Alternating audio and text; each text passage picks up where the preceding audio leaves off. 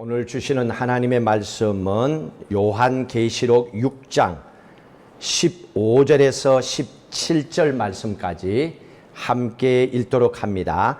땅의 임금들과 왕족들과 장군들과 부자들과 강한 자들과 모든 종과 자유인이 굴과 산들의 바위 틈에 숨어 산들과 바위에게 말하되 우리 위에 떨어져 보좌에 앉으신 이의 얼굴에서와 그 어린 양의 진노에서 우리를 가리라.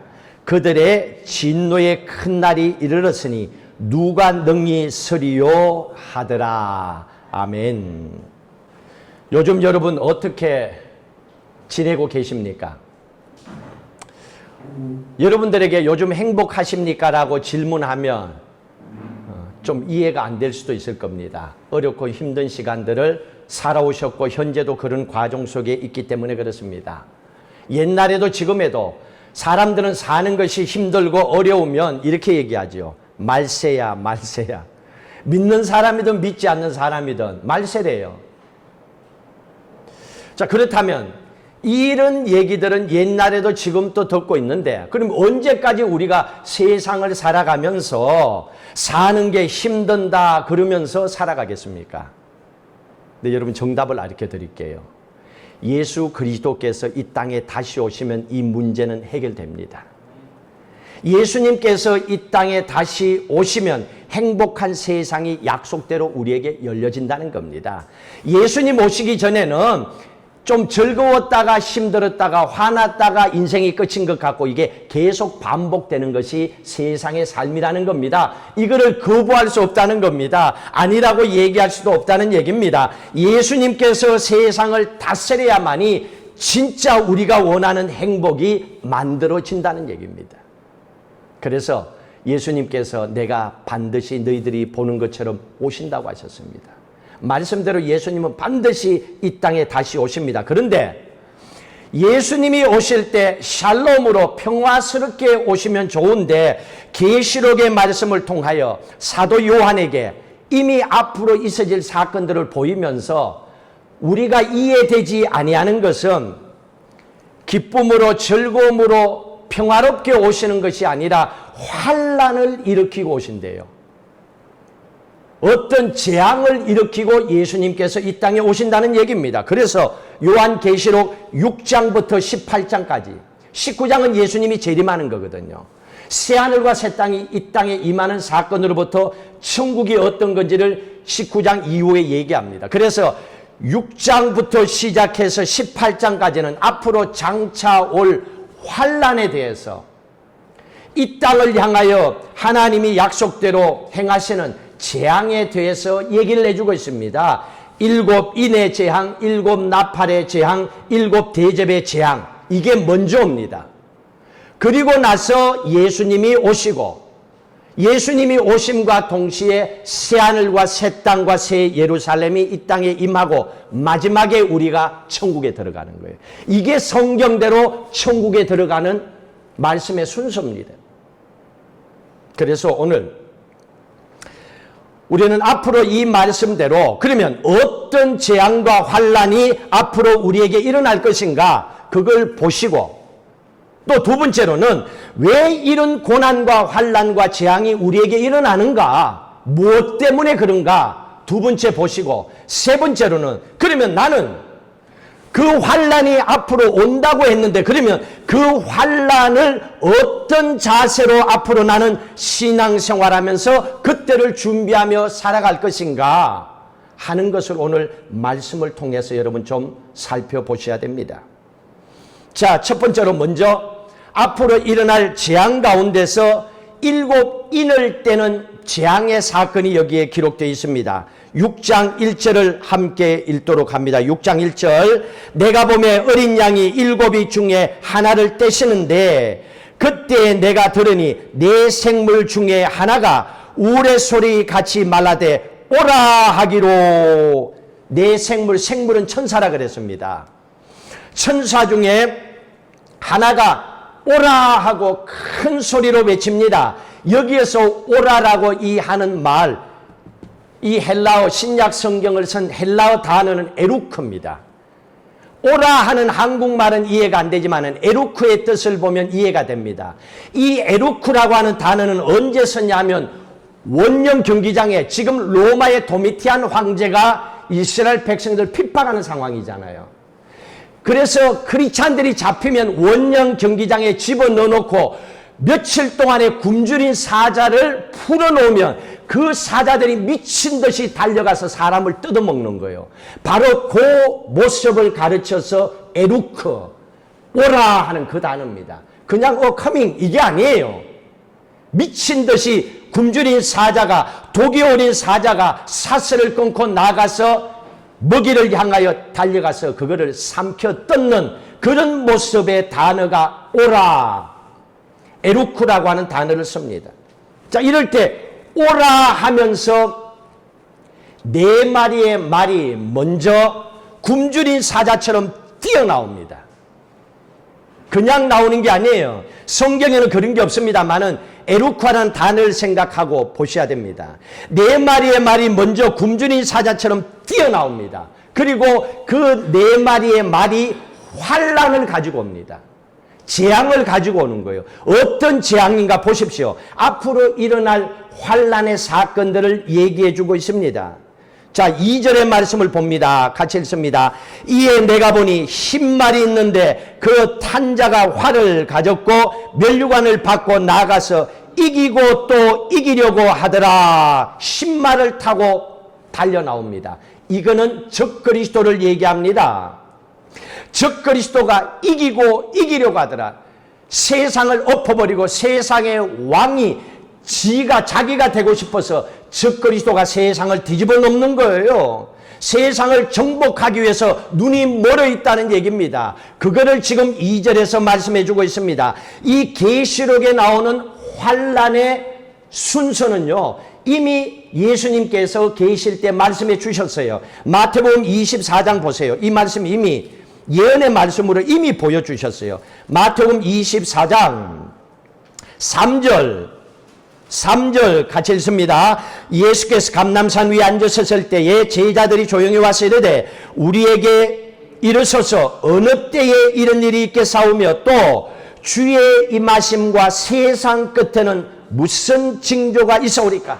세상 마지막 종말에는 어떤 징조가 있습니까? 뭘 보고 우리가 알 수 있습니까? 물었습니다. 그랬더니 첫 번째 일어날 징조 4절 읽습니다. 예수께서 대답하여 이르시되 너희가 사람의 미혹을 받지 않도록 주의하라.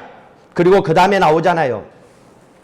사람의 미혹을 받지 않도록, 다시 말하면 말세가 되면 사람을 미혹하는 적그리스도, 거짓 그리스도가 나타난다는 얘기입니다.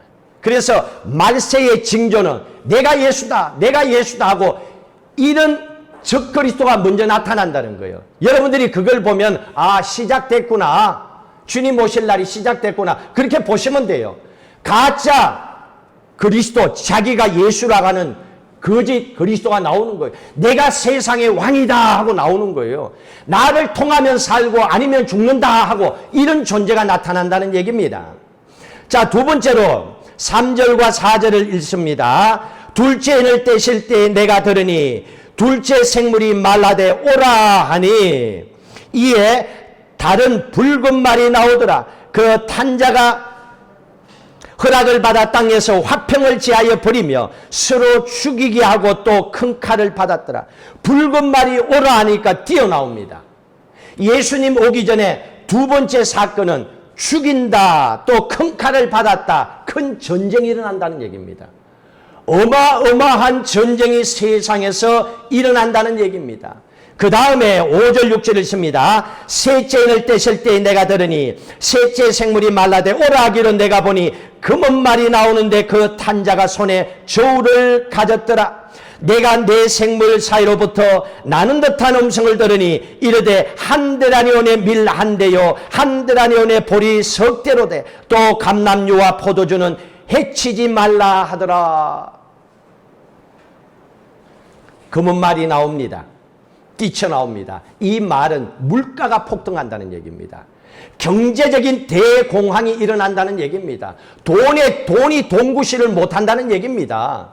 이런 경제적인 대공황이 세상에 일어난다고 그랬는데, 지난주에 저도 뉴스를 이렇게 보니까 세계적인 기업가들이 있어요. 뭐 제3대 투자라고 한 투자왕 짐 로저스 같은 사람들, 일본의 소프트뱅크의 뭐 회장 손정희 같은 사람들이 뉴스에 얘기하기를 내 생애에 최악의 경제 위기가 곧 올 것이다, 이렇게 얘기합니다. 지금 또 그런 세계적인 경제가 온다는 얘기입니다. 우리는 봤을 때 올 수 있다겠죠. 왜 안 겪었으니까. 그러나 이처럼 세계의 경제 대공황이 일어난다는 얘기입니다. 그 다음에 7절 읽습니다. 넷째 인을 떼실 때에 내가 넷째 생물의 음성을 들으니 말하되 오라 하기로, 내가 봄에 청황색 말이 나오는데 그 탄자의 이름은 사망이니 음부가 그 뒤를 따르더라. 그들이 땅 4분의 1의 권세를 얻어 금과 흉년과 사망과 땅의 짐승들로서 죽이더라. 청황색 말이 나오는데 이때 인구의 4분의 1이 죽고 흉년이 일어난다는 얘기입니다. 지금 여러분들이 볼 때는 뭐 그럴 수도 있겠지, 그렇게 생각하겠죠. 왜? 앞으로 일어날 일이니까. 인구의 4분의 1이 죽고 또 흉년이 일어난다는 겁니다. 여러분, 지금 코로나를 통해서 얼마나 많은 사람이 죽었어요. 상상도 못 하잖아요. 지금 또 죽어간다고 그러잖아요. 사람들이 무서워하잖아요. 충분히 있을 수 있는 거죠. 상식적으로도 이제는 아니야라고 말할 수가 없는 거예요. 자, 그리고 나서 주님이 오시기 전에 전 인류의 4분의 1이 죽는 일이 벌어진다고 했습니다. 그리고 나서 5번째 인을 떼십니다. 9절부터 읽습니다. 5번째 인을 떼실 때 내가 보니 하나님의 말씀과 그들이 가진 정보로 말미암아 죽임을 당한 영혼들이 제단 아래에 있어 큰 소리로 불러 이르되, 거룩하고 참되신 대주제여, 땅에 거하는 자들을 심판하여 우리 피를 갚아주지 아니하시기를 어느 때까지 하시려 하나이까 하고 마구 부르짖습니다. 11절 읽습니다. 각각 그들에게 흰 두루마리를 주시며 이르시되, 아직 잠시 동안 쉬되 그들의 동료 종들과 형제들도 자기처럼 죽임을 당하여 그 수가 차기까지 하라 하더라. 5번째 인을 떼니까 예수님의 제자들과 사도 바울 등 순교자들이 부르짖는 소리들입니다. 순교자들이 부르짖는데 뭐라고 하냐면, 언제까지 우리의 원수를 갚아주지 않습니까? 라고 외친다는 얘기예요. 그랬더니 주님께서 11절에 뭐라고 말씀하십니까? 아직도 더 기다려야 돼. 아직도 순교자의 수가 차야 돼. 이 말씀은 예수님이 오시기 전에 지금만이 아니라 앞으로도 더 많은 순교자가 있을 수밖에 없다는 말씀을 해주는 거예요. 순교자가 나타난다는 얘기입니다. 나온다는 얘기입니다. 그리고 12절부터 14절까지 읽습니다. 내가 보니 6번째 인을 떼실 때에 큰 지진이 나며 해가 검은 털로 짠 상복같이 검어지고 달은 온통 피같이 되며 하늘의 별들이 무화과 나무가 태풍에 흔들려 설익은 열매가 떨어지는 것 같이 땅에 떨어지며 하늘은 두루마리가 말리는 것 같이 떠나가고 각 산과 섬이 제자리에서 옮겨지매. 그 다음에 6번째 인을 떼니까 천하 만물이, 세상이 변화가 일어납니다. 지금 우리가 보았던 것과는 완전히 다릅니다. 태양은 벌게 해야 되는데 태양이 검게 바뀝니다.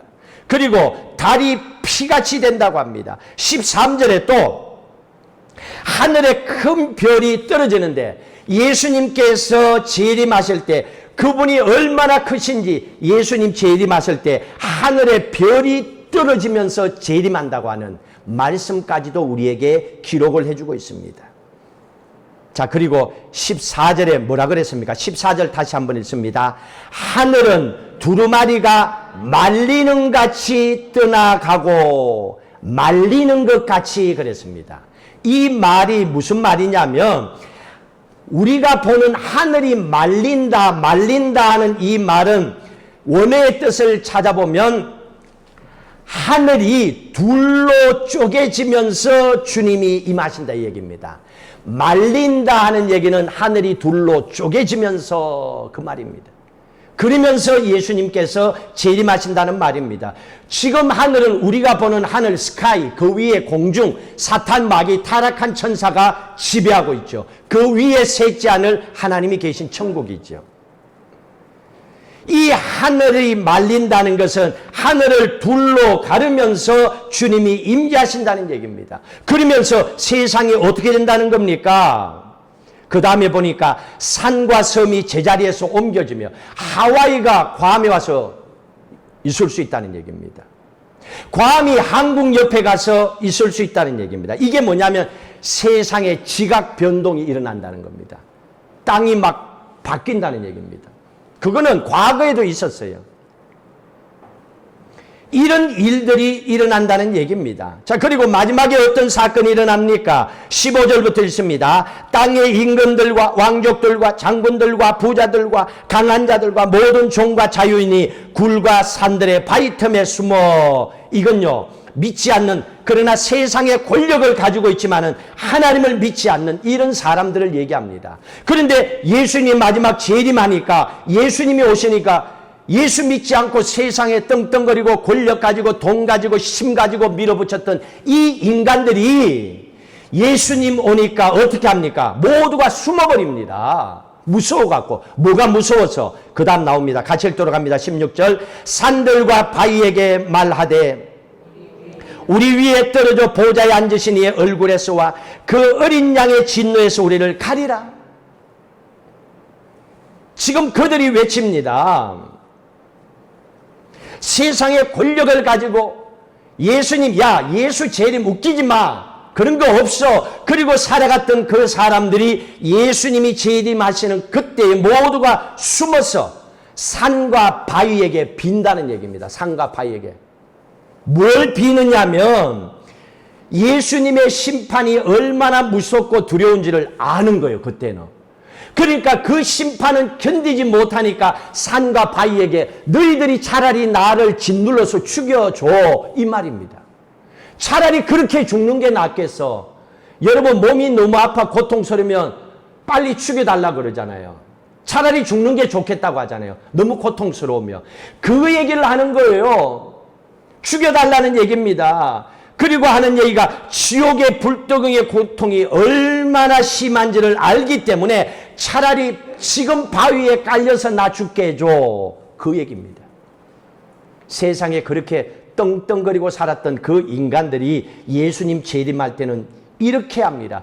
그리고 그들이 마지막에 소리를 칩니다. 이렇게 17절 있습니다. 그들의 진노의 큰 날이 이르렀으니 누가 능히 서리요? 이 진노의 날을 누가 감당할 수 있겠는가? 아무도 이겨낼 적 없다는 겁니다. 세상의 그 어떤 권세와 돈과 힘, 명예, 지식 아무 소용없다는 겁니다. 마지막 하나님의 심판은 누구도 감당할 수가 없다는 얘기입니다. 이것이 예수님 재림 전에 일어나는 환란의 사건입니다.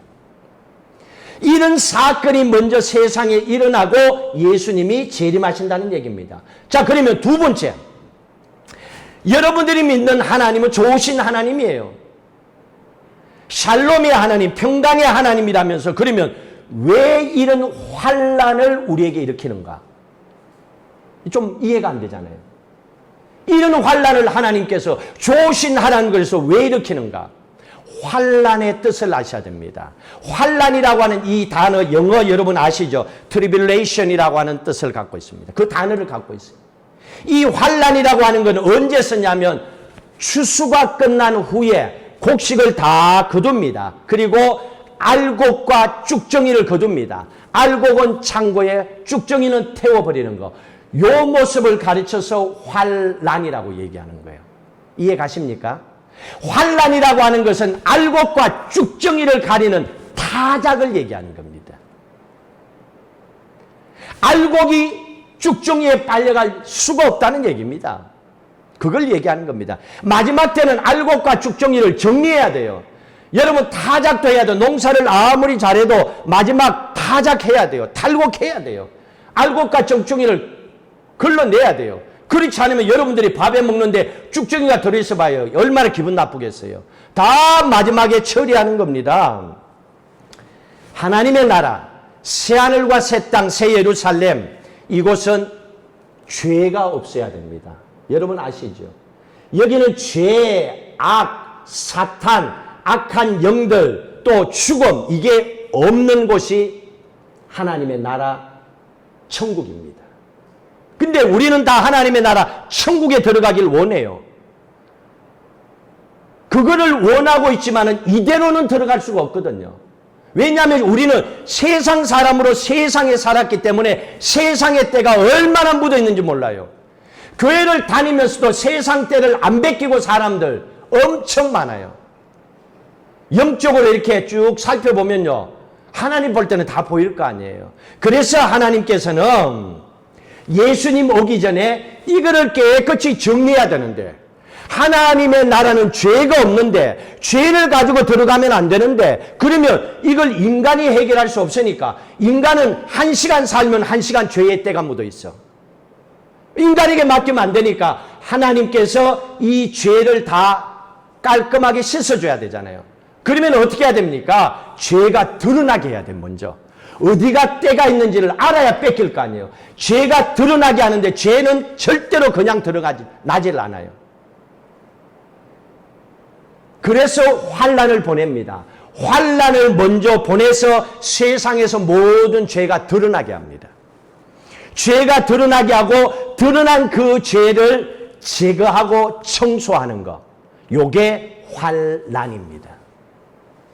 자, 그렇다면 크리스찬들에게서 환난은 죽을 것 같다, 나 죽이려고 그래요, 이게 아니라는 거예요. 잘 모르고 교회만 다니기 때문에 그런 거예요. 크리스찬들에게 주시는 환난은 알고 만들려고 하는 거예요. 이 죄를 없애고 진짜 예수님 닮은 하나님의 자녀, 오리지널 크리스찬으로 만들기 위해서 하는 것이 환난이라는 얘기입니다. 그래서 먼저 재앙을 보내는 거예요. 그러면 어떻게 됩니까? 알곡과 적중이를 거두며 예수 믿고 구원받은 하나님의 자녀, 의인들은 마지막 때에 영원한 천국의 알곡으로 들어가고, 죽정이는, 악인들은 영원한 지옥불에 떨어지는 거지요. 이거를 가리는 것이, 죄와 악이 없어지도록 하는 것이 주님께서 환난을 보내서 청소하는 겁니다. 이런 과정이 있다는 얘기입니다. 그렇기 때문에 계시록에 말씀의 환난의 사건들이 6장부터 계속 요즘 성경 읽죠. 1도 끝나고 저도 이제 출애굽기 다시 들어갔어요. 매일 읽는데 말씀에 보시고 계시록에 재앙이 나온다. 무서워. 그럴 필요가 없어요. 왜요? 이 재앙의 사건들은 우리의 죄를 씻어내는 거예요. 얼마나 좋아요. 때 뺏겨주는데. 감사해야지. 아멘, 아멘, 아멘 해야지. 그런데 이걸 그렇게 안 하고 종종 목사님들이 어떻게 하냐면, 교회 다녀도 열심히 안 다니고 순종 잘 안 하고 그러면 정신 차리게 하려고 이런 말씀을, 팩트는 하나님의 나라 들어가게 하는 청소의 사건인데 요걸 얘기 안 하고 환난만 계속 해. 너 그러면 이렇게 돼, 너 그러면 이렇게 돼. 그러면 듣고 있으면 찌릿찌릿하잖아요. 그래갖고 뭐 어떻게 바꿔보려고 하는데 아니에요. 그러니까 계시록의 말씀이, 계시록 무서워 이렇게 안 보려고 하는 거예요. 그거 아니잖아요. 이거예요. 이게 팩트예요. 진짜를 놓쳐버리면 안 돼요. 공갈 협박치라고 사람들에게 두려움 주라고 계시록의 말씀을 준 게 아니라는 거예요. 말씀대로 살아가야 된다. 그런데 우리의 힘으로 안 되니까 하나님께서 환난을 줘서 그 죄를 드러내서 그걸 깨끗이 청소하려고 한다. 그러니까 너 인생 하나님께 맡겨라. 그러면 하나님이 너를 축복해 주신다 하고, 그것 때문에 모든 세상 죄를 드러내서 청소하기 위해서 환난을 주신 거예요. 이 재앙이 오는 거예요. 그러니까 세상에 여기서 봤을 때 뭐 전염병이든 경제 대공황이든 뭐 세상의 지각 변동이 뭐가 있어도 상관없어요. 그걸 볼 때 우리는 뭐를 봅니까? 아, 이걸 통해서 이만큼 또 정리하시는구나. 그래서 자꾸 알곡을 찾아내는 거예요. 하나님의 자녀들을. 죄가 없는 사람들이 들어가야 되는 거예요. 하나님 보실 때 마지막 그 확인은 하나님이 하시잖아요. 우리는 마음이 아팠어요. 죄가 좀 있어도 됐어. 그 정도면 돼. 들어와 같이 살자. 이러겠죠, 우리는. 근데 하나님에게는 그런 게 없다니까요. 그러니까 이거는 어쩔 수 없이 하나님의 고난에 속하는 거예요. 하나님이 하시는 거예요. 근데 두려워할 게 아니에요. 환난을 그렇게 해서 우리에게 주는 거예요. 자, 그러면 예수님께서 이 땅에 왜 오셨죠? 예수님의 이름의 뜻을 보면 알잖아요. 마태복음 1장 21절에 예수 그 이름의 뜻은 죄에서 구원할 자라 그랬잖아요. 그럼 예수님이 왜 오셨어? 우리를 죄에서 구원하기 위해서 오셨잖아요. 죄의 문제를 해결해 주기 위해서 예수님이 오셨단 말이에요. 여러분들이 2020년을 지금까지 살아오면서 크고 작은 어려움이 있었을 겁니다. 그러면 돌아보세요. 왜 내게 그때 그런 어려움이 있었지? 왜 내게 그때 그 사업을 통하여 경제적인 부분을 통하여 그 사람을 통하여 마음의 아픔과 상처가 있었지? 왜 그랬지? 한번 돌아보십시오. 그건 오늘 말씀에 적용을 시켜보세요. 이 고난에 하나님이 개입되어 있다면, 하나님이 이 문제를 풀기를 원하셨다면 여러분을 하나님께서는 알곡신자로 하나님의 아들, 딸로 만들기 원하시는 하나님의 마음이 거기에 있는 거예요. 그걸 보시면 그 어려움이 세상적인 눈으로 끝이다, 죽겠다, 못 살겠다, 세상 끝 안 오느냐 이렇게 얘기하지 않는다는 얘기입니다. 하나님은 그걸 우리에게 말씀해 주고 있습니다. 여러분, 짐승들은요, 소든 염소든 양이든 새끼를 놓으면요 언제부터 그래요? 소 새끼 놓으면 언제부터 그래요? 바로 걷는다니까요. 낳자마자 끄끄끄고 바로 걸어가요. 송아지도 나오자마자 바로 걸어요. 사람은 얼마? 기본 10개월 8개월 일찍 걷지. 보통 1년이잖아요. 기본적으로 1년까지는 보고 있잖아요. 1년이에요. 사람은요 변하는 게 굉장히 속도가 늦어요. 여러분, 속 터진다고 얘기하지 마세요. 누가 속 터진다고 하는 그 사람 보고 있으면 더 속이 터져. 사람이 그만큼 안 변합니다. 잘 변하지 않고 사람은 천천히 변해요.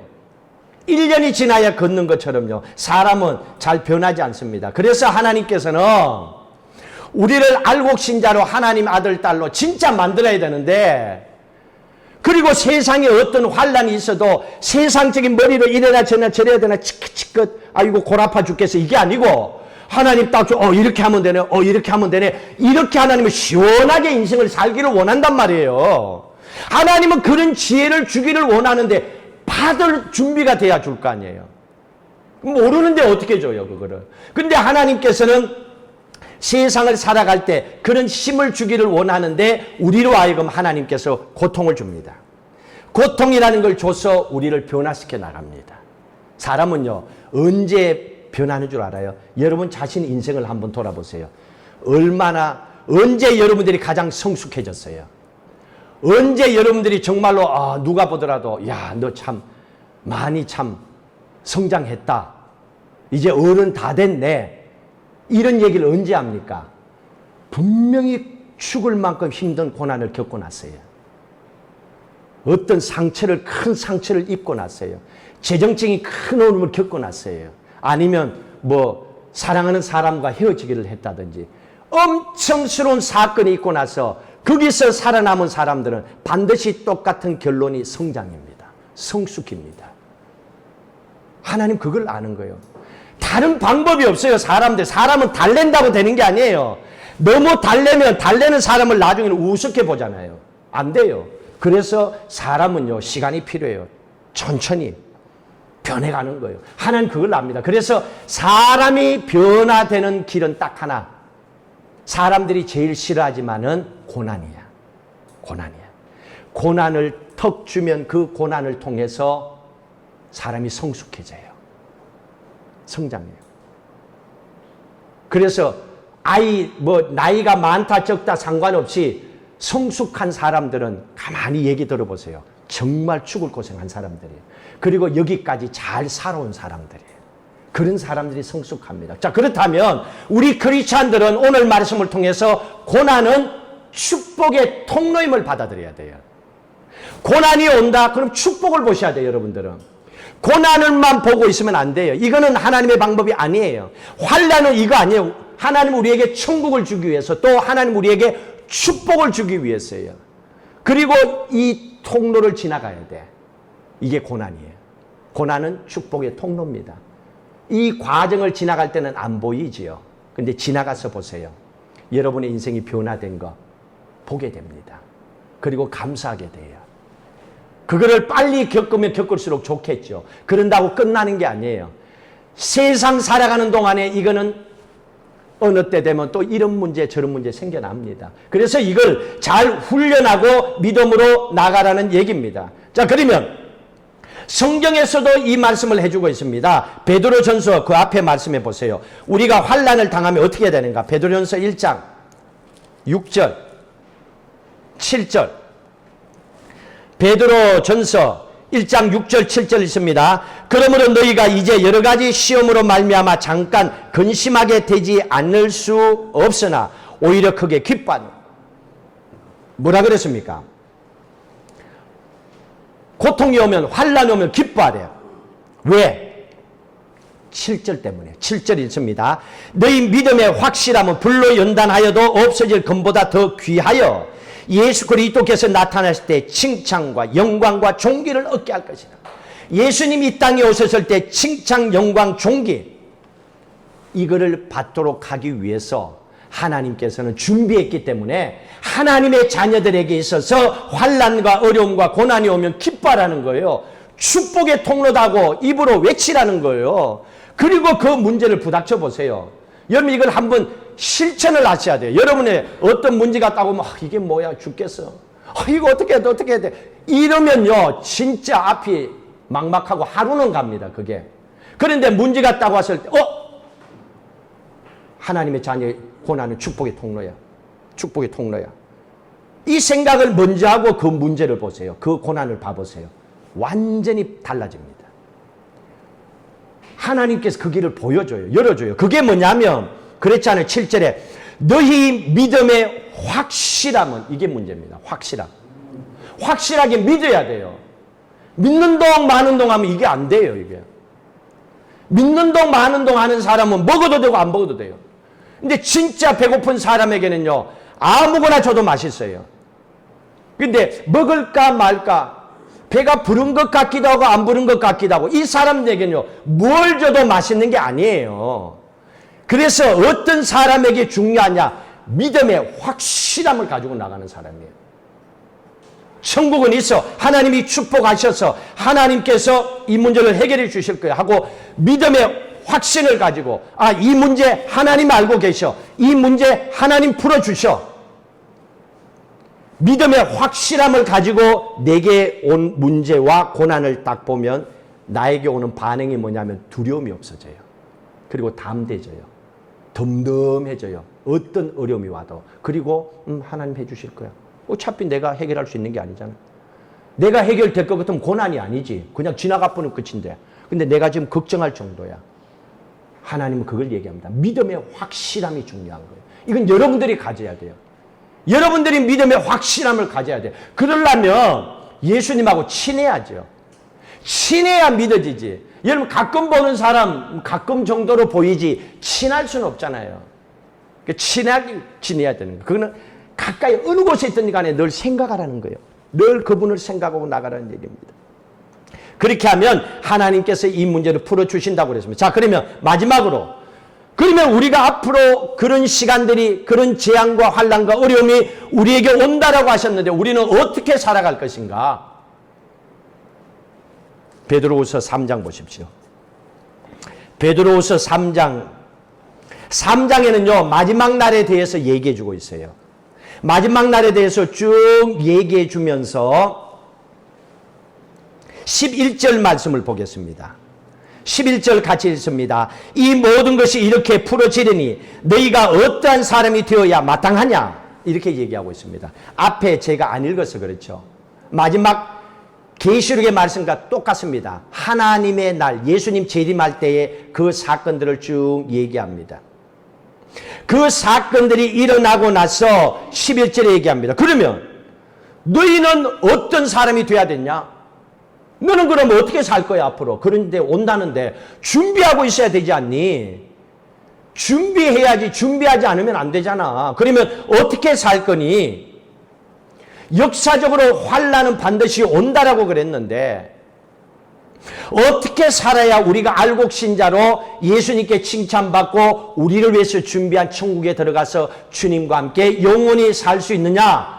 어떻게 하면 되니? 하고 질문하고 바로 답을 해주고 있습니다.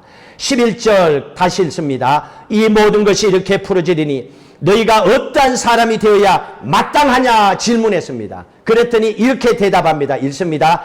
거룩한 행실과 경건함으로 하나님의 날이 임하기를 바라보라 그랬습니다. 주님 오신 날을 바라보고 준비하래요. 어떤 마음으로?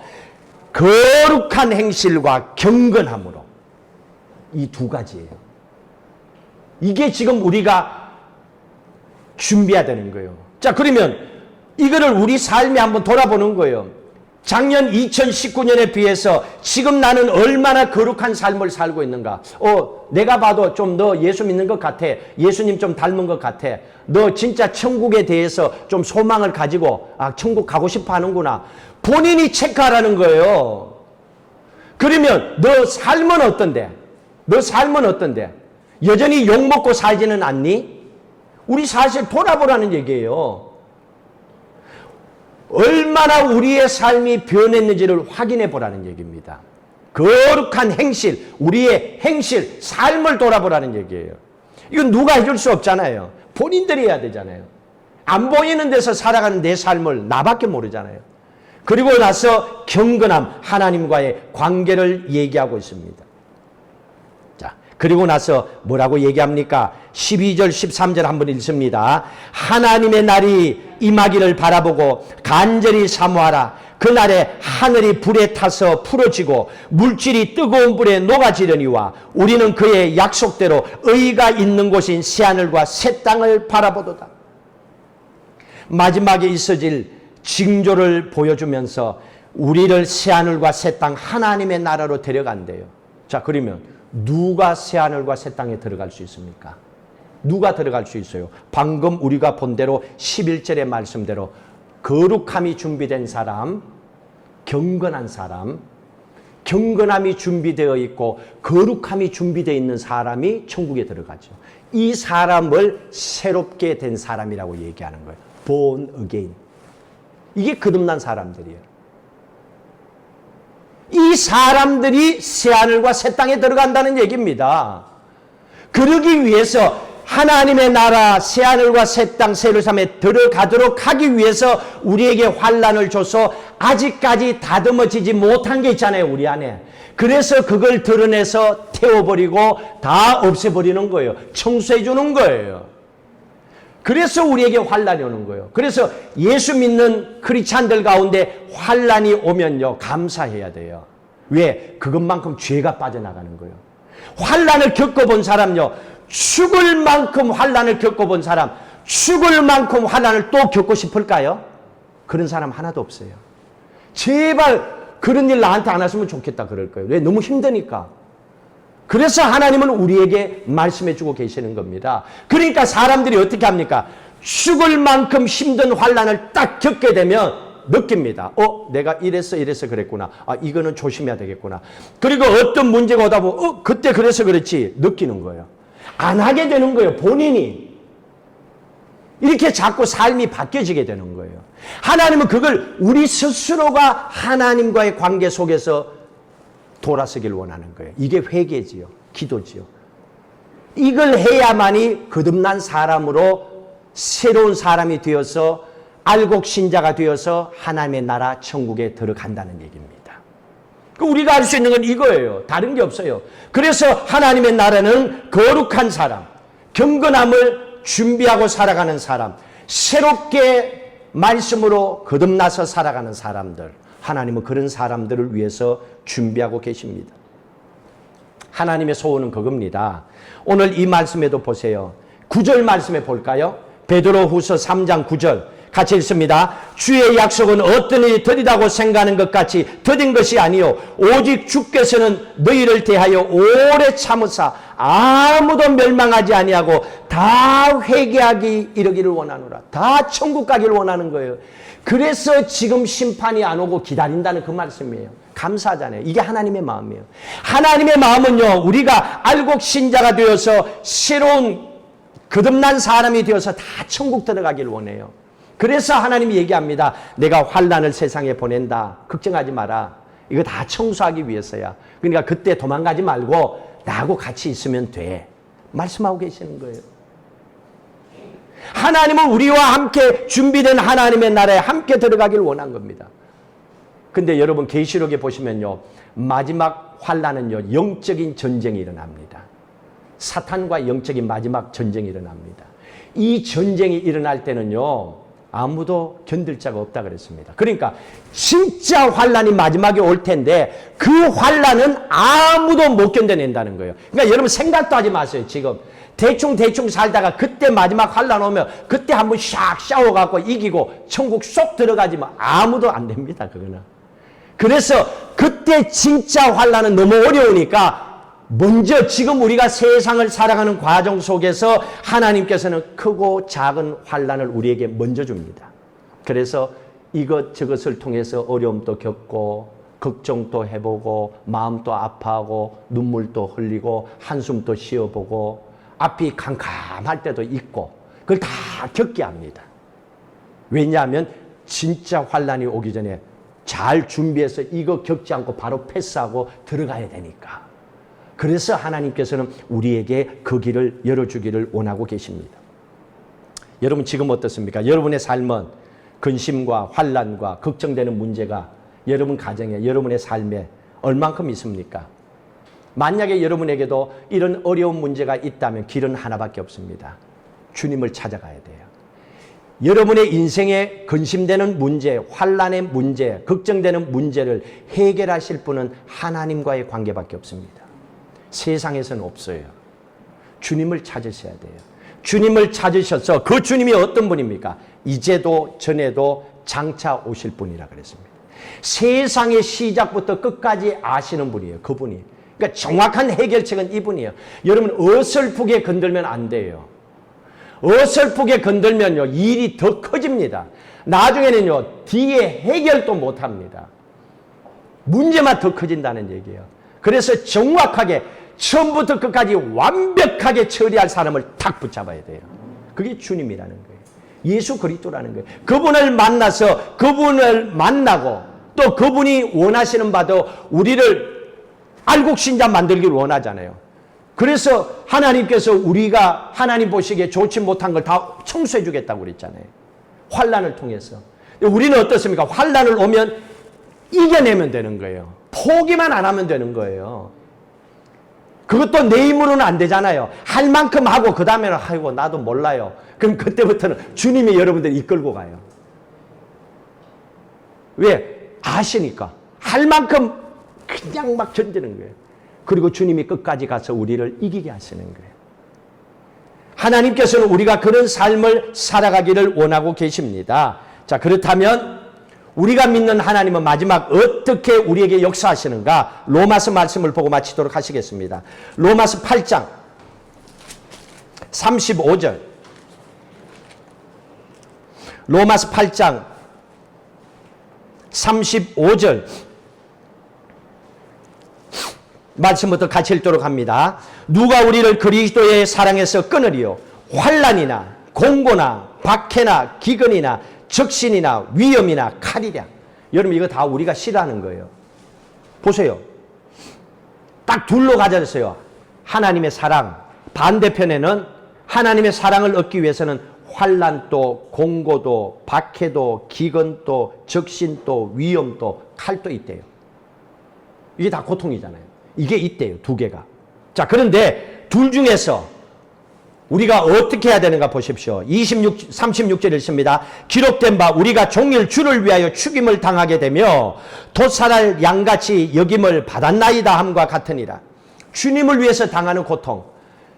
그래도 끝까지 주님을 떠나지 않고 믿음으로 나가면 그 다음에 어떻게 됩니까? 우리가 믿음으로 나가면 그 다음 마지막 해결은 이렇게 해주십니다. 37절 읽습니다. 그러나 이 모든 일에 우리를 사랑하시는 이로 말미암아 우리가 넉넉히 이기느니라. 무엇으로 말미암아? 그 말이 무슨 말입니까? 그분이 해결한다는 얘기예요. 예수님으로 말미암아 우리를 넉넉히 이기게 하신다는 것은 그분이 이 문제를 해결해 주겠다는 거예요. 그러니까 여러분요. 이미 여러분의 인생의 게임은 끝났어요. 왜냐고요? 이미 여러분은 승리하는 패를 갖고 있는 거예요. 예수 그리스도가 함께하는 거예요. 어려워서 끝났다. 세상 사람은 진짜 끝나요. 근데 끝났다라고 할 때 예수님께서 거기에서 우리를 건져내시는 거예요. 넉넉하게 이기도록. 이건 뭡니까? 썩어도 남을 정도로. 그러니까 여러분 물질의 축복을 위해서 기도할 때도 하나님 썩어도 남음이 넘치도록 부어주십시오. 그렇게 기도해야 돼요. 왜? 넉넉히 이기게 하시는 분이니까. 건강도 건강은 아니야. 이거 잘못 쓰면 엉뚱한 짓 하니까. 이건 조심해야 돼. 건강은 잘 써야 돼. 그래서 하나님 주신 것 가지고 잘 건강하게 넉넉하게 이기게 하십니다. 그러니까 오늘 이 말씀을 바라보면서 여러분 두려워할 거 없어요. 이제는 예수 그리스도의 십자가의 능력을 우리는 믿고 살잖아요. 우리는 주님이 나의 주인이다. 나는 예수를 믿고 산다. 확신하고 고백하고 살잖아요. 그러나 우리의 삶 속에도 가끔씩 어렵고 힘든 상황이 옵니다.